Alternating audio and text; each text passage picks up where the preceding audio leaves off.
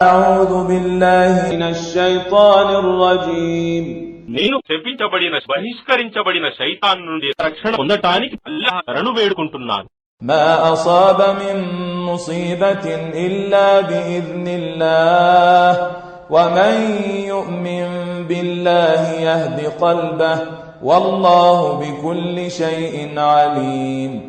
ఏ ఆపద కూడా అల్లాహ్ అనుమతి లేనిదే సంభవించదు.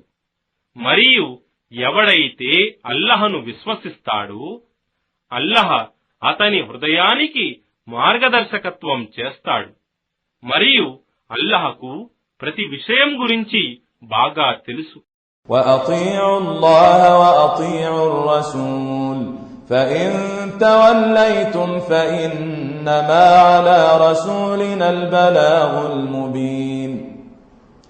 మీరు అల్లాహ్కు విధేయులై ఉండండి మరియు సందేశహరుణ్ణి అనుసరించండి.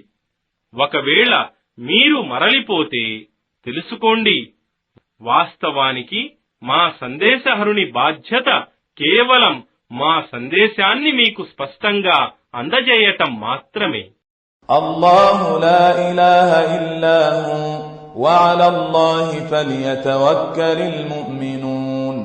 అల్లాహ్ ఆయన తప్ప మరొక ఆరాధ్యుడు లేడు మరియు విశ్వాసులు కేవలం అల్లాహ్ మీదే నమ్మకముంచుకోవాలి.